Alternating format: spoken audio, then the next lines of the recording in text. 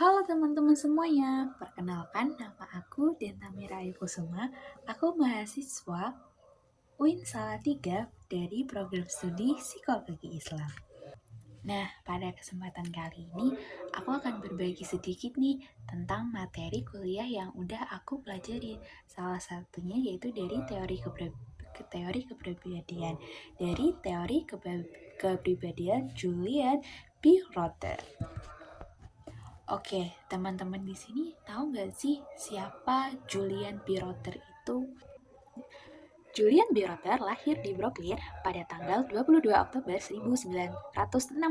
Awalnya Rotter itu tertarik pada bidang kimia karena menurutnya terlihat lebih menjanjikan untuk penghidupan yang layak di masa depan. Walaupun dia tertarik lebih dulu sih sama bidang psikologi, Rotter menempuh pendidikan di Indiana University. Di tempat itu, ia mendapatkan gelar PhD-nya di bidang psikologi. Selama Perang Dunia Kedua, dia ditarik masuk militer sebagai seorang psikolog klinis di bidang militer. Setelah itu, dia bekerja di Ohio State University dan mengajar di beberapa mahasiswa, salah satunya yaitu Walter Mischel.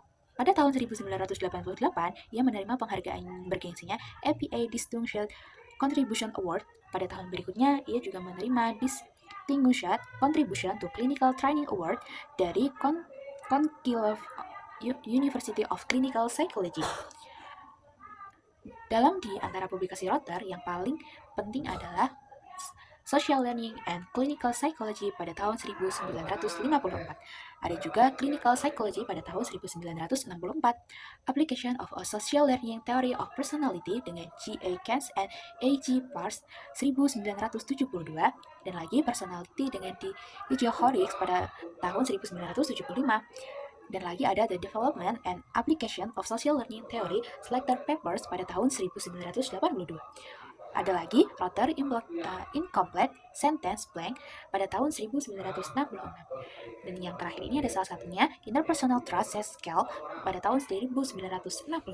Wah, ternyata banyak banget ya Rotter itu mendapatkan penghargaan dan juga beberapa publikasi yang dikeluarkan Rotter juga. Dan dari judulnya itu memang terkenal menarik ya, dan bisa berhubungan sekali dengan psikologis. Nah, dalam teori Rotter ini, Rotter memiliki teori belajar sosial berlandaskan 5 hipotesis. Aku akan bacakan beberapa 5 jenisnya itu dalam bahasa yang singkat ya. Pertama, manusia itu berinteraksi dengan lingkungan yang berarti untuknya. Terus asumsi kedua itu bahwa kepribadian manusia itu bisa bersifat dipelajari. Yang ketiga, kepribadian mempunyai kesatuan mendasar, mempunyai stabilitas dan relatif. Yang keempat,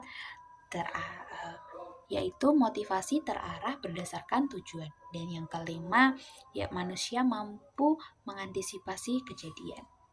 Dari 5 asumsi tadi, aku akan mengambil asumsi kedua yaitu bahwa kepribadian manusia bersifat dipelajari. Kepribadian tidak diatur berdasarkan usia perkembangan tertentu, melainkan dapat diubah atau dimodifikasi selama manusia mampu untuk belajar. Walaupun akumulasi dari pengalaman terdahulu memberikan kepribadian ke suatu stabilitas, kita akan selalu responsif terhadap perubahan melalui pengalaman baru. Jadi mungkin teman-teman ada yang ketika merasa waktu masanya di Golden Age itu kurang memanfaatkan waktunya dengan baik, atau mungkin ada beberapa terkendala di dalam teori-teori ini,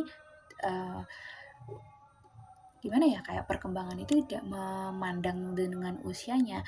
Walaupun kita sudah dewasa, kita memiliki pengalaman baru dan hal-hal baru yang ingin kita coba, tidak menutup kemungkinan itu akan menjadi keahlian baru loh untuk kita, walaupun terlihat kayak usianya sudah tidak masuk lagi ya.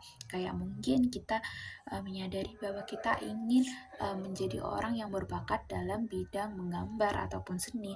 Terlihat anak di sekeliling kita yang bisa melakukan hal tersebut adalah orang-orang yang dari awalnya memang sudah dilatih menggambar.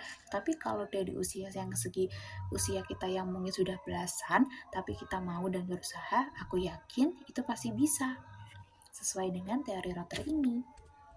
Terima kasih atas kesempatan yang sudah diberikan. Semoga apa yang aku sampaikan bermanfaat buat teman-teman semuanya. Terima kasih.